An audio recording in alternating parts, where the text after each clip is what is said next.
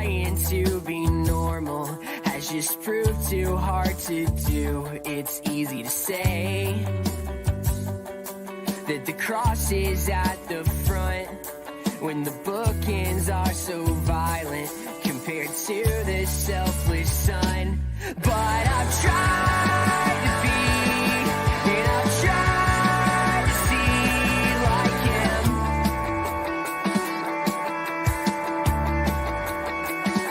I'm glad it's not my fate that I've seen your face, 'cause that's slim.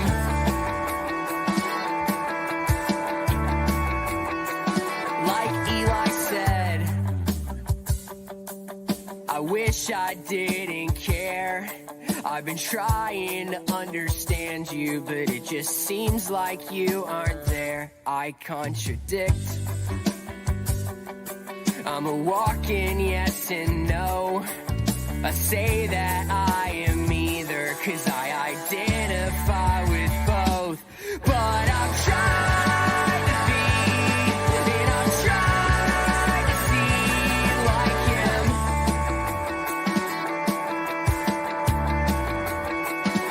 I'm glad it's not. Welcome everybody to another episode of Apocalypse Here podcast. We are going to be continuing our series that we're kind of calling a journey through, where we go through a different book of the Bible. We're going through Paul's letters, so it will just be, going through Paul's letters in sort of a chronological order, somewhat. Obviously we don't have exact chronology of when these were written or anything like that, but sort of a chronological order, and we'll just kind of talk about it in kind of a relaxed sort of Bible study type setting, but and also bring in, hopefully bring in some interesting stuff that maybe haven't always heard a million times. We've gone through books of the Bible and stuff, and hopefully we can kind of bring a little bit of a different perspective and whatnot. But we're thankful for anybody who's here watching. We're super thankful. Our last episode of like the official podcast, we did like a little Q&A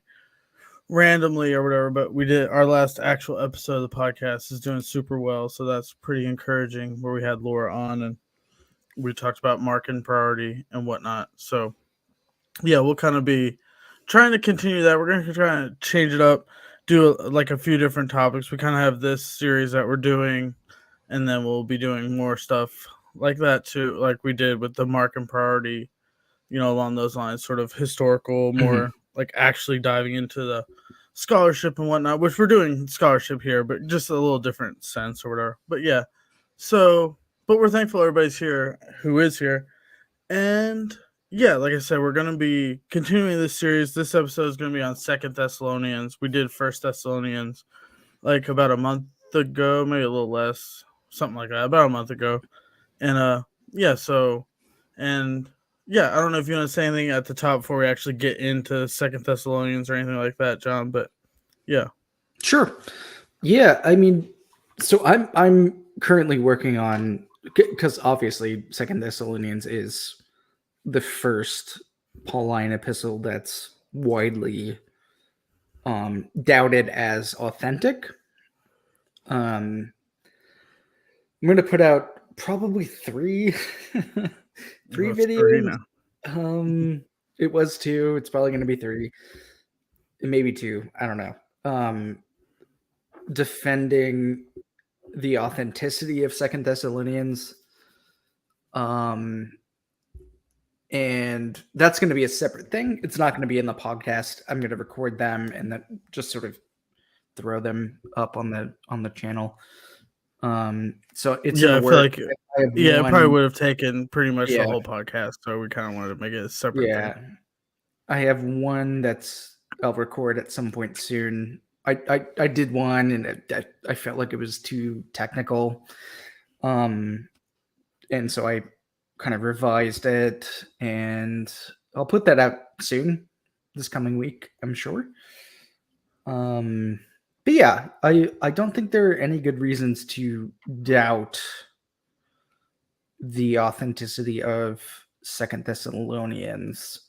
I think, just to give you a little teaser, I think the dependence arguments are pretty weak.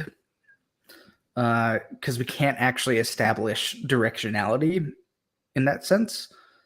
I mean, we can if we have redaction profiles of people, right? Which we do get with the synoptics. We just don't have that with Paul. We don't.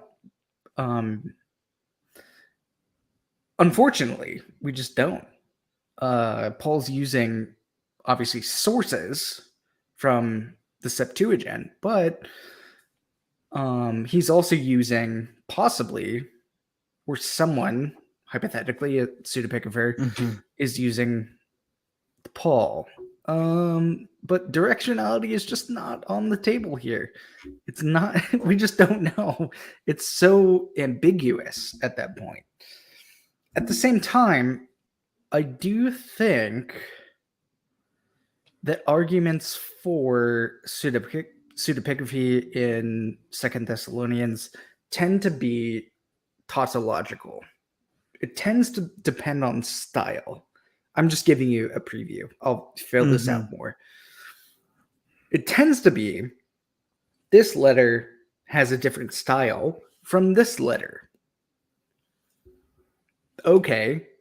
Do we have a data set that is authentically Pauline that everyone sort of universally recognizes, and we can kind of go from that? This early on, we don't. We just don't. We don't have a data set like that. So it does sort of devolve into tautology, right? You're saying the same thing in a different way twice. This letter has a different style than this letter because this letter has a different style than this letter. Obviously, they would put it in a different way, but it ends up the same sort of thing. Yeah, but just saying the style is different doesn't. It doesn't tell you anything. One person can write multiple. Yeah, and also to kind of give some stuff away, stylometrics shows that there is no actual meaningful difference in terms of style in Second Thessalonians from the extant Pauline data. There is none of that. So it still kind of follows what you put generally in our Paul and the video we did a little while back. Yeah. The Paul and the papyrus or yes. ancient papyrus. There is just no there's no actual necessary or meaningful difference in Second Thessalonians. Like Second Thessalonians is not anomalous in this instance at all in terms of style. There are very few scholars who are actually involved in this because most New Testament scholars and like lay people who have some sort of education and New Testament studies, we don't know how to do this stuff, right? I don't know how to do stylometrics. Do you? No. No. So we have to rely on a handful of people, but all of them have concluded that Second Thessalonians does not depart enough from the extant Pauline data to conclude that it is so different that it must be a pseudepigrapher. Okay? People like Bart Ehrman et al. And most people in the field ignore that for some reason. I don't really know why. So, just a teaser for where I'm going to go. Yeah. Yeah, I think it just kind of seems like something that's kind of just like not assumed or taken for, but it's just not really like a ground. I think a lot of New Testament scholars probably really feel the need to fight over or whatever. It's not super important to a lot of not maybe like Pauline scholars specifically are very interested in it's not the synoptic problem, right? Yeah, exactly. Yeah. That's an interesting comment. Jonathan Becker, he actually asked a good one about Paul or Paul Foster, who I have no idea, but his last one about seems like a good place for machine learning. That would probably be a pretty interesting thing to What is that referring to exactly? Just like AI, or like really Sure. looking at I mean, so like stylometrics is what you just said. Yeah, yeah, does it depart stylometrics is enough? using machine kind of Okay. so the data is being put through different sort of machines that, depending on how you want to actually analyze the data Mm-hmm. coming through in Paul, it can be run through in various ways, right? So you can do a sort of linear account of that. You can do all sorts of things with the data that's coming through, and it is being done by machines now. So there is a benefit of that, that people like airmen, I don't think, are involved in now. This is the most kind of up to date stylometrics at this point. So would you say like the tide is turning the other way towards like more people being like I don't accepting Second Thessalonians, or just I don't because you're know. not really I don't involved? know. Um, yeah, I just don't think enough people have read people like Kenny, um, people like Douglas Campbell. I don't think they're really engaged in that sort of stuff anymore. I mean, Pauline chronology and biography and all of that sort of stuff is just not that Okay. popular anymore. So Most people just kind of take the 7 letters and. they go with the old sort of authorship description way, Mm-hmm. which is like, we can figure this out in terms of style, which Okay. where we're coming from is like, you don't have a good argument from style Mm-hmm. because it's gonna be circular. Yeah. You're It's just different assuming. because it's Yeah. different, right? Yeah, I mean, you're saying different things. You're gonna write a different way. You're in a different mood. Yeah. Writing from maybe a different And place again, or in a like, different I mean, setting. we've talked about this, I think, on Spartan theology, right? On coherence and contingency, right? With Yeah, JC we Becker, did. Yeah, right? yeah. Mm-hmm. I mean, all of the coherent stuff needs to go through the contingent gauntlet, so that, Mm-hmm. like, if there is something that Paul is going to say for a specific community, we need to actually attend to that. And somebody like Ehrman doesn't do that. He doesn't.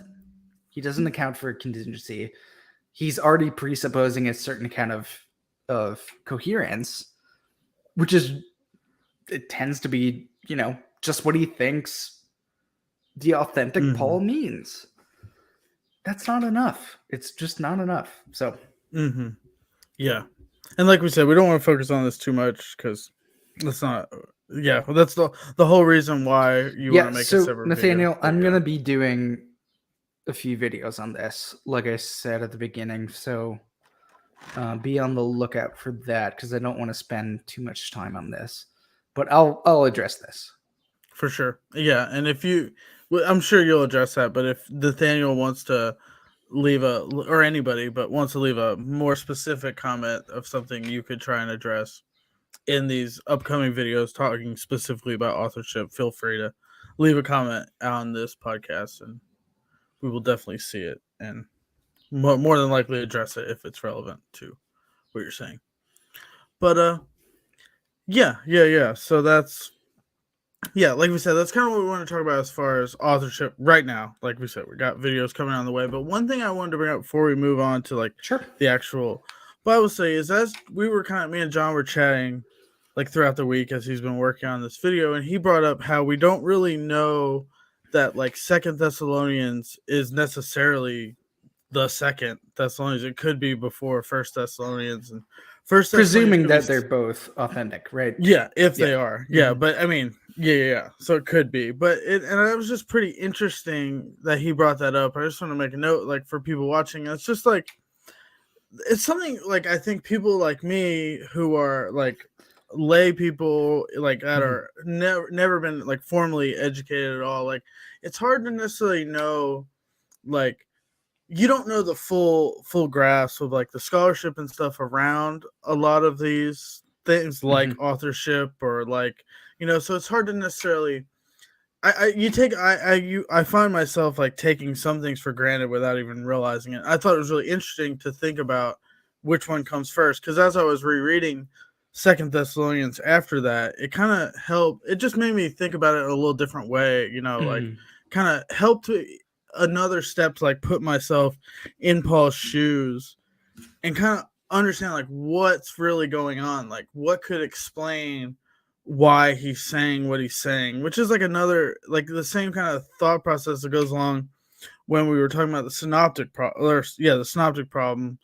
Like, why are they making the changes that they're making? Like, what does that tell us? And I think that's really interesting, and like a way that I think a lot of evangelicals, like when you have this inerrancy perspective, you don't necessarily, your mind doesn't go there, because you just like, no matter what, I think if you hold to inerrancy, at some sense, you basically think God wrote the Bible, right? Like, as much as like I know there's more nuanced ways of saying it and whatnot, like, and most people don't believe in like a dictation theory, but in the grand scheme of things, if the inerrancy is true, then it doesn't really leave room for like that human, like whatever human aspect to like make its way into the text.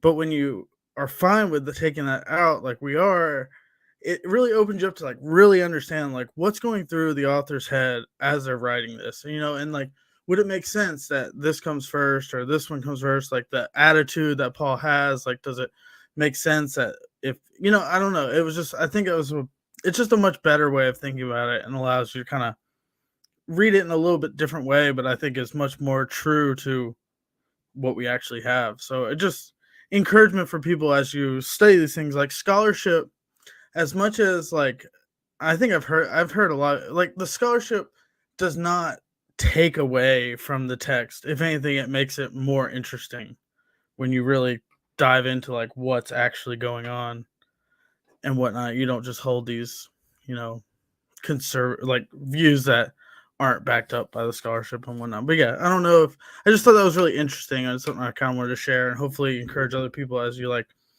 people that are watching this are obviously interested in these topics, and as you do this study, it can really open you up to seeing the text in a new way and in a better way, hopefully.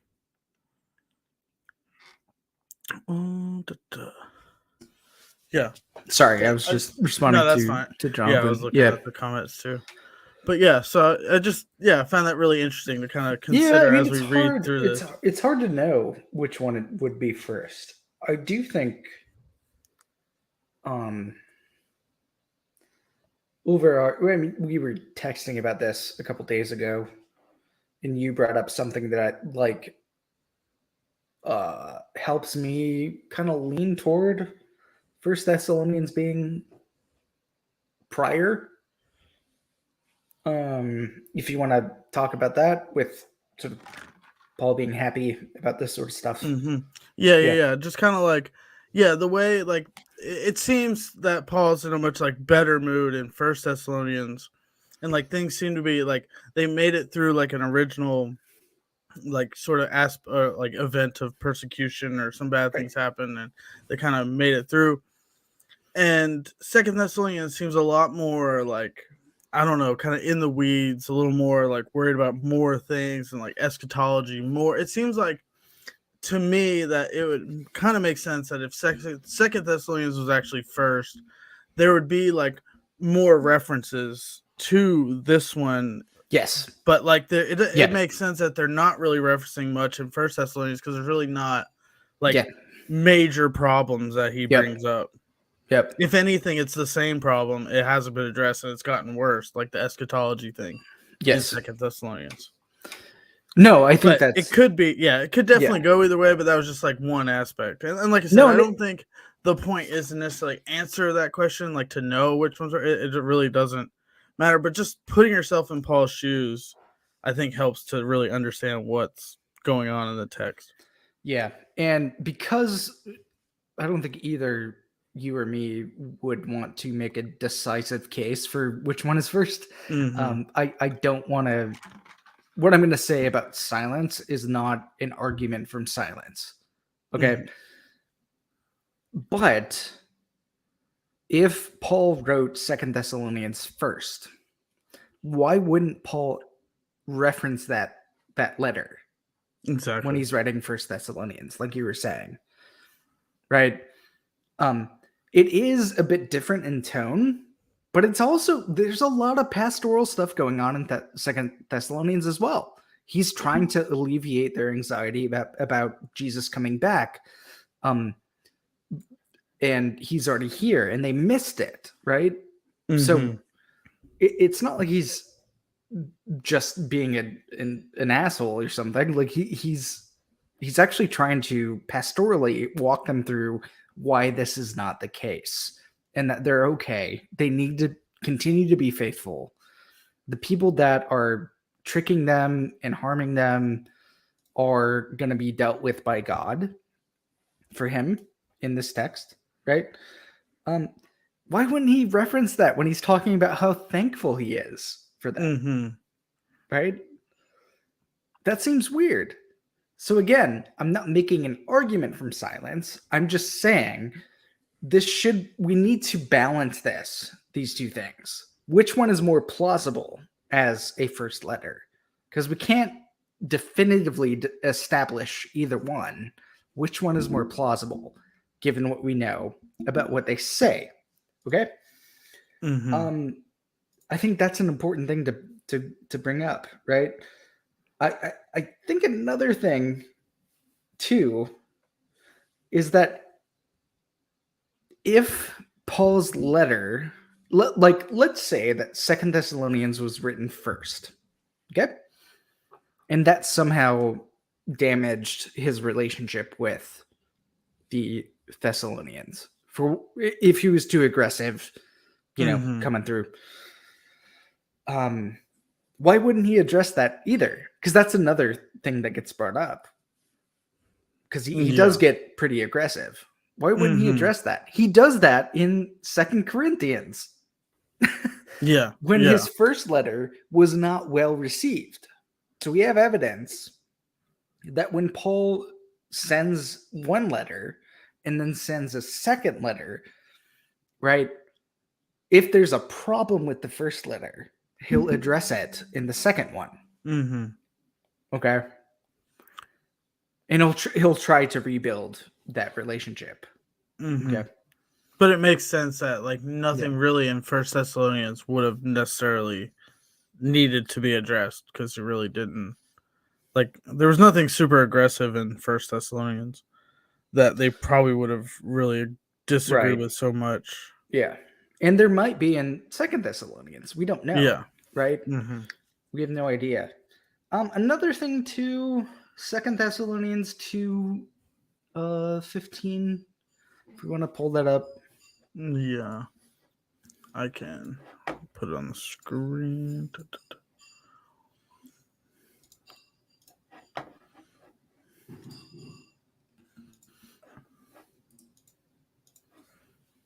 Probably pretty small, but 15 you said? Yes. Yeah, so then, brothers and sisters, stand firm and hold fast to the traditions that were taught by us, either by word of mouth or by our letter. Sure. So if you read that more, sort of inclusively, it could be referring to a prior letter, right?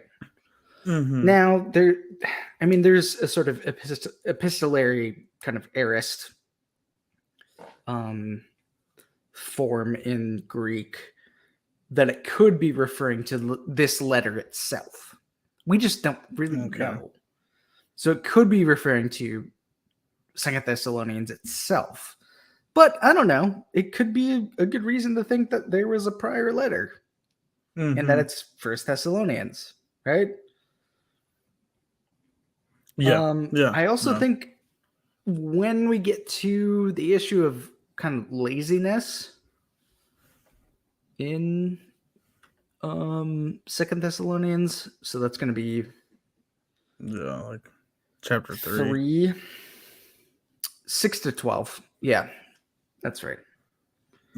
So Paul's going to quote from, assuming that Paul is writing this, right? I haven't made that case yet. But if he is writing this, He's quoting working day and night with your hands. Like, this is exactly what comes through from First Thessalonians 2. Okay? Mm-hmm. It seems like it makes more sense if it's coming from that direction than it does coming from this direction, because you're adding a lot more kind of detail around this. Okay? Mm-hmm. Yeah, no, that totally makes sense. Yeah. So it's just, and like you said, we're not making a definitive case or anything here. Absolutely Just not. kind of We don't thinking know. through. I mean, we Yeah, don't know. what the possibilities could Yeah. be, and like I how think the what it most says. plausible case is going to be First Thessalonians is first, Second Thessalonians is second. So the canonical order got it right. So great. That's awesome. Mm-hmm. Is there any like, I don't, because this is like a topic I'm not familiar with as far as like, textual criticism type, like manuscripts and stuff. Like, is there any reason, like, is there anything from that like even goes into this conversation, or that's not really Nope.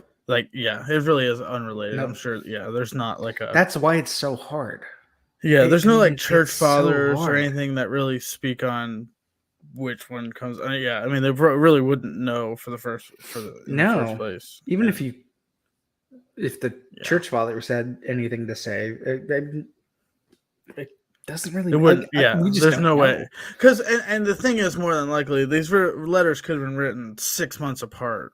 Yes, and I think they something, were written pretty close together. I don't know if they were Mhm. written from the same place. So, First Thessalonians, if we're folding in the Acts data, First Thessalonians would be written from Athens. I would assume Second Thessalonians was written from around there. I just don't know. Mhm. I don't know. Yeah. This is where the sort of ambiguity of history comes in, right? Which is fun. Yeah. But it's complicated and kind of, like you said, very ambiguous is a great word. Mm-hmm. But yeah, so to kind of get into the letter itself, like what it's talking about, I mean, it's definitely like, for me, it's like a short letter, and like reading through it a couple times, it's really like there's a few things that totally are like straightforward and make a lot of sense, like the whole thing about idleness and laziness and pulling your weight and doing things like that are like really good pastoral advice, and it makes total sense. But then there's like a lot of the letters just kind of, it seems like one of those letters, like in a normal Bible reading thing, if you were just you'd kind of read it and realize, like, if you don't think about it, you could read it and walk away like, I actually don't even really know what was all that much being said, because it's just kind of like, these people are bad and they'll get there. Don't worry about it because God will take care of it. And don't be lazy. But then when you like really dive into it, like you try and look at it, there's a lot going on. So it's definitely, I mean, the whole, and especially coming from our perspective as universalists, I think this whole like part I got on the screen here, like chapter 1, is a lot to consider and really think about, like what Paul is trying to say. And like we've talked, I don't know if we've talked too much about it, but like, I know you've mentioned it a few times, for how like Paul is a human being whose ideas develop. So it's like, maybe he's not thinking in this like whole big picture universalism type ideas. He's really addressing like the problems of this church specifically. So that helps me to kind of understand this. But some of this language is very harsh, for sure. So it's definitely a lot to think about. And I'm sure you have some stuff to say. So no, I mean, it is harsh. I think Paul, at this point in his, like, very early on, this is super early, right? Paul thinks that people who are turning away from God get destroyed. He is an annihilationist, I think, at this point. It depends on what we really mean by destruction, eternal, that sort of stuff. But Mm-hmm. it seems pretty clear that Paul thinks you're going to be wiped out if you turn away from God and Christ. Okay, that's the plainest reading that I can Mm-hmm. come up with. And yeah, he's pretty upset because these people have been leading his flock astray.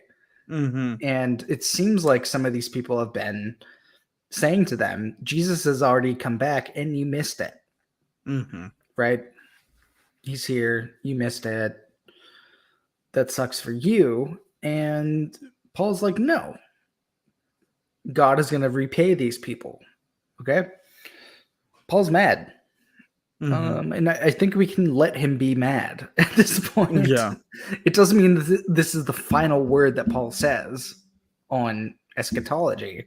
It just means in this particular text, Paul says this, okay? Responding to certain contingent circumstances, Mm-hmm. right? I have no problem with that as a really thoroughgoing universalist. I don't have a problem with that.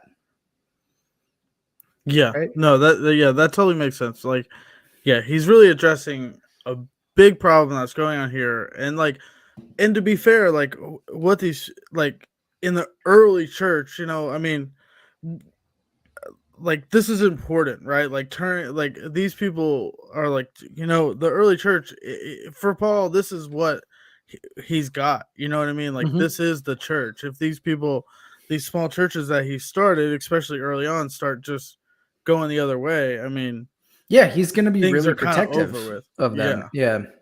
Exactly. So it totally Yeah. makes sense. And it just totally, like, even thinking it through, like, just like actually thinking it through, like, in like today's day and age, like, there's so much, like, Christianity has developed, and there's so much, like, different ideas people can have, and you think it's not true for this reason or this, like, things are much more complicated. But, like, in this time, to be fair, like, these people either didn't understand Christianity or they just were shutting it down. You know what I mean?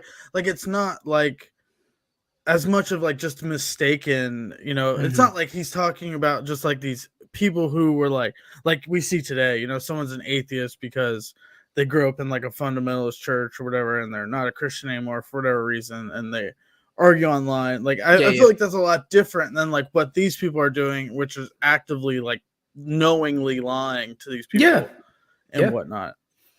It's They're kind of trying a to harm different people. situation. Yeah, they're So trying it makes to deceive people. Right. mm-hmm.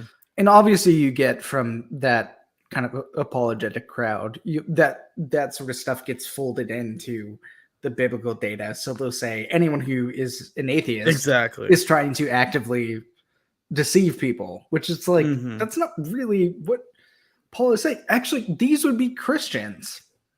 Yeah. Yeah. Yeah, exactly.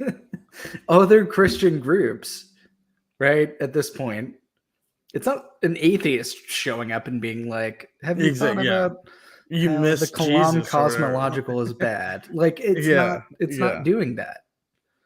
They're actively saying like Jesus came and you missed it. Like, yes, clearly that didn't happen, so they're Yeah. just lying. Like. Yeah. So it's just kind of something that, like, as I was thinking through, like, that totally makes much more sense of like, because I think people read that today and take that to say, yeah, like you said, this is Paul saying that anyone who argues against the Kalam cosmological argument is going to suffer punishment of eternal destruction. You know what I mean? Like, that's not what's necessarily being said. But yeah, but like you said, it's very like harsh language, but it totally makes sense that if it does, it does make sense. Yeah. And since Second Thessalonians is such a short letter, we can kind of like just kind of go through as we go. This whole like man of lawlessness thing was just kind of, it's something that I really just don't know too much about. Like, and it's like, especially for me too, like coming in to me, like stuff like this, like when it gets to like this man of lawlessness, he has to be like, I was so turned off from never like being in the fundamentalist crowd. It like seems like something that like if you look up information about this online, you know, you're before I was really introduced to like scholarship and stuff, it's going to come up nothing but like dispensationalists, Sure. fundamentalists who start talking about this is Yeah. actually like And Vladimir Putin or something. sure. With So his helicopters. I mean, the same thing happens with the Book of Revelation, right? Mm-hmm. So it's the same sort of thing. But like with the Book of Revelation, this has a historical reference. So the man of lawlessness who is basically going to take up a throne in the temple, right? Okay. Do you know about the Gaian crisis? Not Emperor really, Gaius? no. Emperor Gaius? Maybe. I think I do. I think I actually Okay, do, but so it's not similar to Revelation, right? Mm-hmm. With Nero. Mm-hmm. So Gaius is the emperor around this time. Okay. So late 30s. I think he dies in 40, 39, 40, around then. So he has this whole sort of, I mean, this is well attested, like by Josephus, by Philo, by Suetonius. Like this is well attested outside of the New Testament that this guy was planning to set up a bust of himself in the temple. Okay. What does it say here? Like verse 4, I think was where like exalts himself above every so-called god and object of worship, so that he takes a seat in the temple of God, declaring himself to be God. Yep. Okay. You know the connection between like Augustus and sort of divinity. So emperors are sort of divine figures, right? Gaius is doing this at this point, I think. Most scholars don't even look at this, which is crazy. I don't know why they don't. I mean it's kind of wild. So Gaius is planning to do this, to set up a bust of himself in the Jerusalem temple, in God's temple, claim himself to be God, obviously. So he's going to basically set up a statue of himself that looks like Jupiter. Okay? That's the plan from the sources. Okay? That's the situation underlying the man of lawlessness. So we have a historical referent here.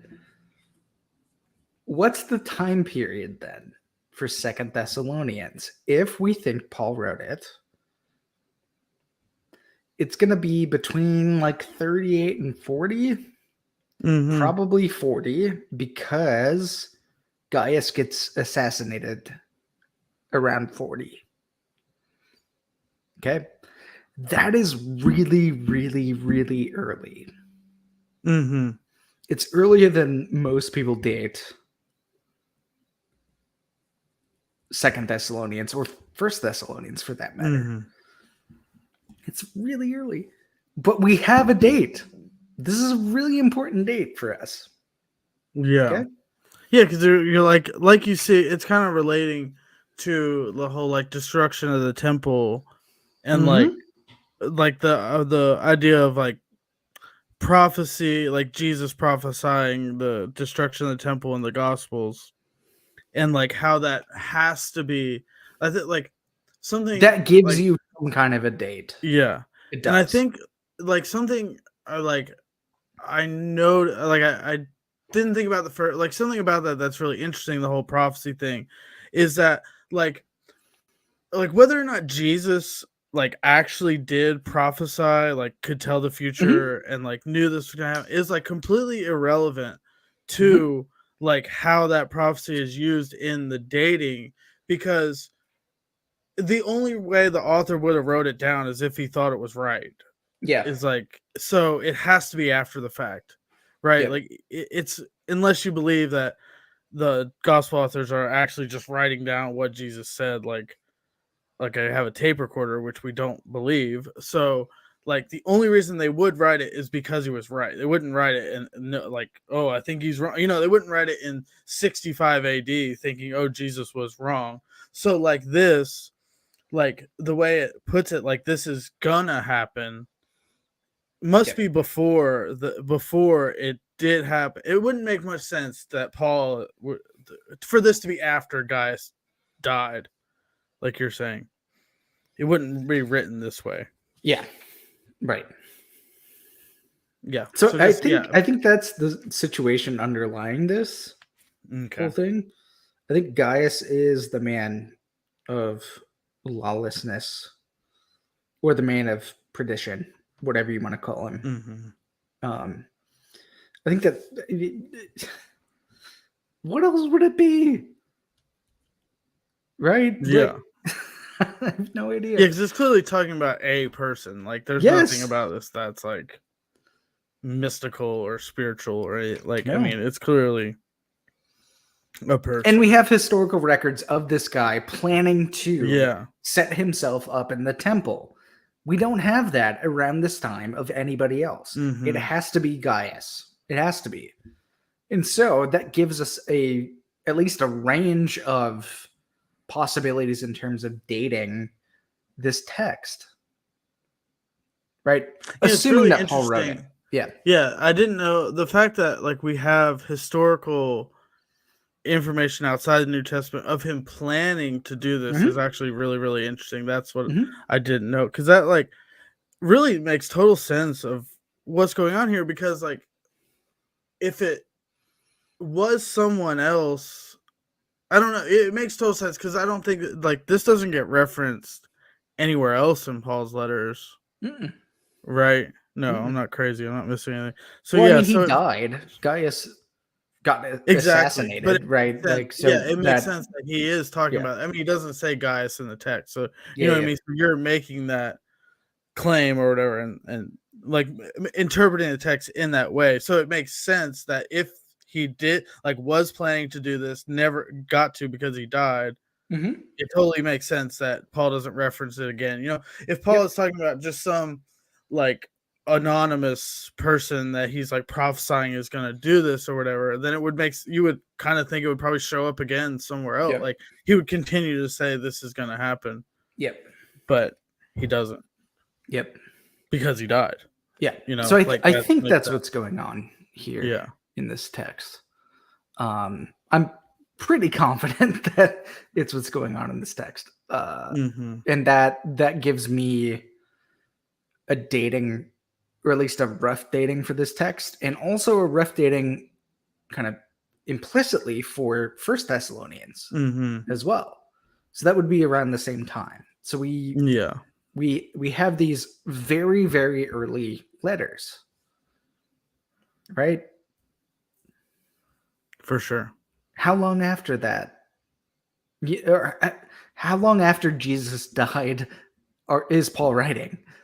It's so fast, and it's so interesting to me. If this is right. Yeah, I mean, we have extremely early sources for a Christian movement. Extremely early sources.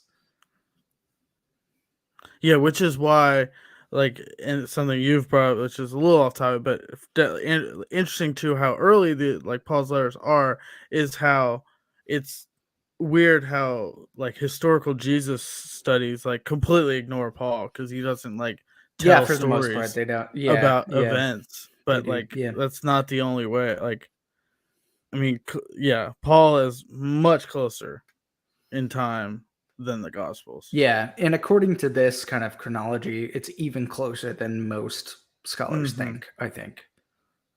Like, which at least his first two letters are so close. Yeah.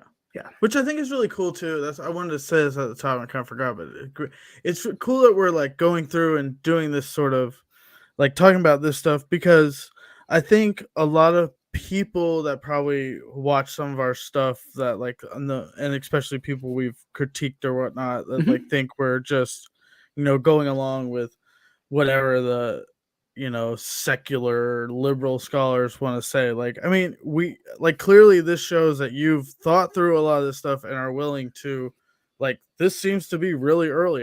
You have no issue. I mean, I have no issue saying, what, this is earlier than what a lot of scholars think or whatever. And that's fine, because I mean, we are Christians. It's really cool to get early information about what's going on, I mean, right? Like, wait till I make the case for Second Thessalonians. Like, I'm going to sound like a non-liberal or secular scholar or whatever.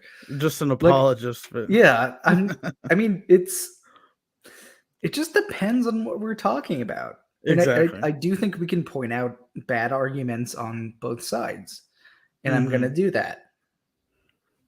I think Bart Ehrman makes a bad case for the pseudepigraphy of Second Thessalonians. I think he makes a bad case, and I'm going to talk about it. As much as I like him and respect him as a scholar and like all of that, but yeah, he makes a bad case, as do most people. So where consensus is straying in terms of coherence of arguments,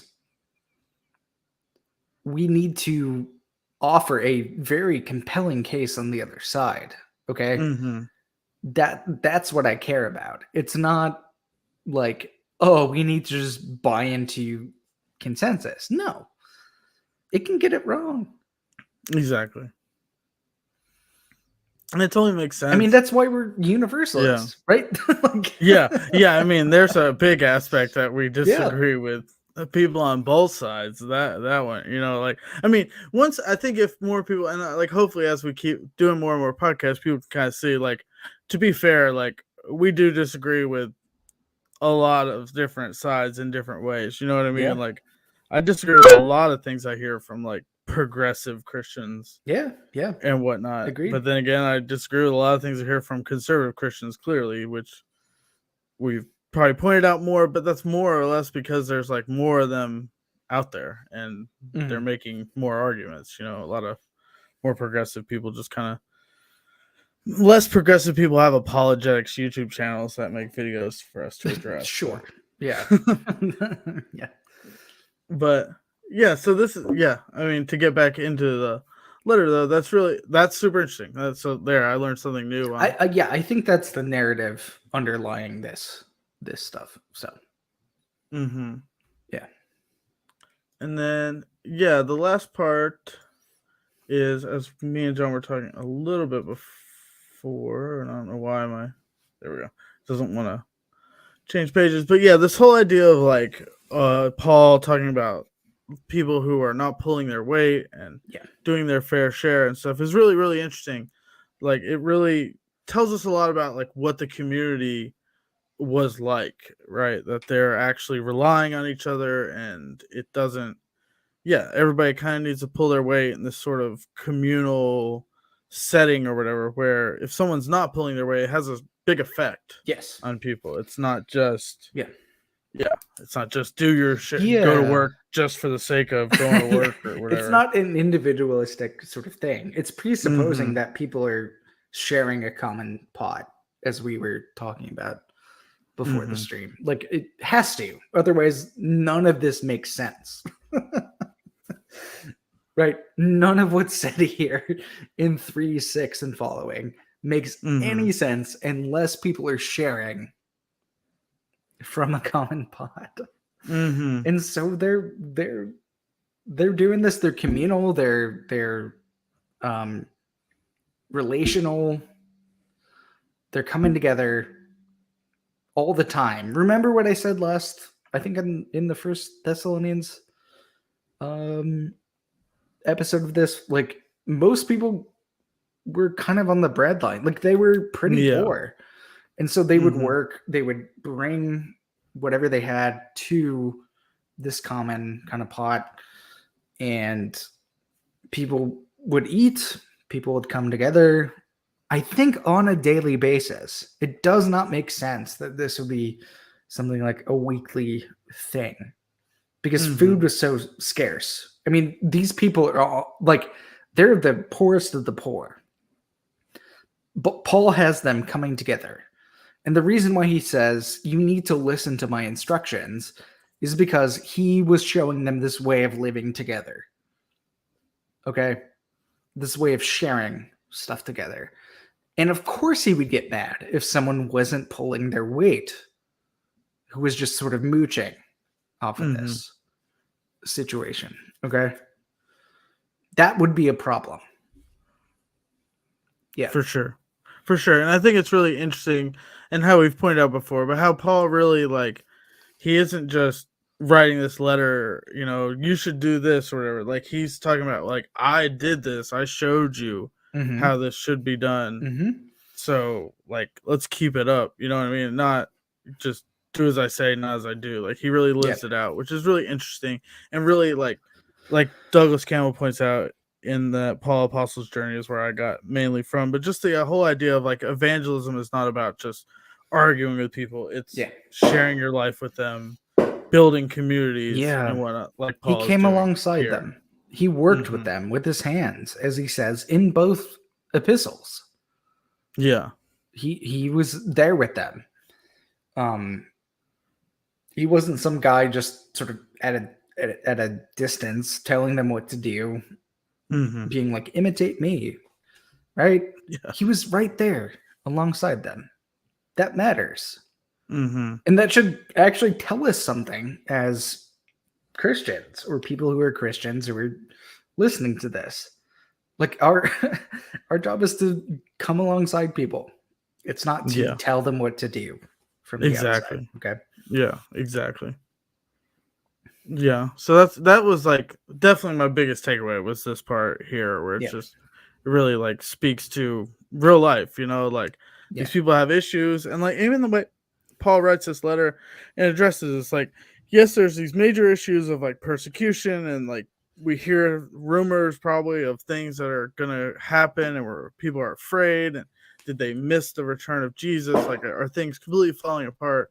But then, like, he kind of addresses that, but then really, like, at the end, what definitely matters as well is we got to keep this community together and functioning properly, or else none of that other stuff really matters. Because if these people all just, like, go their separate ways, or half of them die because they don't have any food, then, like, none of that first stuff really matters. But obviously, without addressing those problems at the start, like, it's not going to work out either. So it really, like, I think something that you've said too, I've heard you say, is like, Paul makes a lot more sense if you're willing to accept that maybe he actually makes sense, right? Like, a lot of scholarship really, like, dives into the weeds of, like, individual verses and this and that, and, like, starts to pick things apart so much that, like, it doesn't make any sense. But, like, if you step back and actually read the letter, it's like, I mean, this is where person this is where J.C. Becker is so important. Paul has coherence. Paul also has contingency as well,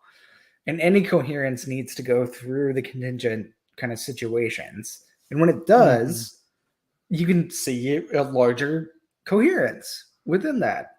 You can, and that's important. Paul is more coherent than we think he is through contingency. I see. Because if you just start with, like, situations, if you're just trying to make it coherent and, like, all line up and make total sense, then you're not just presupposing your account of coherence, right? But if you go through the contingent situations that Paul is actually involved in, you can actually see a broader account of coherence that is beautifully consistent, right? Like where we see issues does taking into account the context, the contingency, the situation that's going on in Paul's life or in the life of this church that he's writing to. Does that help to explain why there might, like, why there's some, why it may look on surface incoherent. No, that totally makes sense. I think that's really interesting, and really, that's a really important takeaway, I think. And that's what's cool about, like, kind of going through these letters in the way we are, and not necessarily just addressing like a specific article that someone wrote or a specific point of scholarship or whatever. That like it's really interesting like to read Paul's letters that are super important to Christians and non-Christians alike. Like I think it's really interesting, and I brought up Douglas Campbell's book because I had like an Audible credit, and I saw that it's actually on Audible. I'm like, oh, this will be interesting to listen to again. And he really points out that, like, I mean, to think about, Paul is one of the most influential people that's ever been on the face of the earth, for sure. Like, his writings have extreme importance. So whether you're a Christian or not, and there's value in understanding what they say. Right. Which, yeah. All right. So next time, let's go through some of the insights from the dark, as Doug says. The prison letters. Let's go. So which one is actually next? What's that? Which letter would be next? I think we're gonna do Philemon. Okay. We're gonna do Colossians, Ephesians. Next. Okay. So those three. Yeah, see, look at you. Even 2 Thessalonians, Colossians, like you're just a regular evangelical apologist. I am. Yeah. But yeah, it'll be fun because there is a kind of silent period in Paul's discourse at this point, or his involvement in missionary work. He kind of drops out of sight. Yeah, that's ways. Yeah, Doug explains that at the beginning of Paul Apostle's journey. It's like 3 sort of sections of history that we have a good bit of information on, but they kind of like build up and fall off. They drop down. So we're going to go into the drop down portion. Okay. Where we know a bit less about what's going on, but we can make some claims about them. So nice. That'll be fun. So everybody watching, be on the lookout for our videos on the authenticity of 2 Thessalonians that should be coming out next week. And we'll have another podcast. I'm not sure if next week necessarily we want to do another one of these, or we may change it up a little bit. I mean, I'd be fine with doing Philemon next week, but we'll see. We could also do a Q&A next week. That's what I was thinking too. I'm thinking we may kind of like switch it up maybe every other time, do like a Q&A type, because that was pretty fun too. And I think the more regularly, the more people will, we already did one, and if we keep it up regularly, people will, oh, I know something I could ask when they do their next, and that may be interesting too. So yeah, so we'll see. But yeah, but with that, and well, before we go, definitely if you've made it this far, I super appreciate you watching all the way through. That definitely helps. And the best way to support us is to like the video, subscribe to the channel, and leave a comment. Even just say great video, or just say it's sunny outside. It really doesn't matter. YouTube appreciates when people leave comments. So yeah, I appreciate any comment people leave. And if you want to take another step further, we do have our Patreon, patreon.com/apocalypse here. And we have some a lot of stuff in the works. We really, like I said, we said at the top, we really appreciated the good feedback we got from the video we did with Laura. And I mean, overall, we've gotten good feedback on like all of our podcasts, but definitely like the really well thought out kind of addressing a specific thing, I think was really good. People seem to like that. So we definitely want to kind of keep that up, and we appreciate it. So if you want to support us and help encourage us to keep that going, like I said, we have the Patreon, but sharing the video is huge. If you're in any kind of like Facebook groups or anything like that, that is huge to help get new eyes to the podcast and to the videos. But yeah, so we appreciate everybody here, and would to stop myself from rambling on and on, I appreciate, like I said, I appreciate it. And with that, this has been Apocalypse here. Christianity you can live with.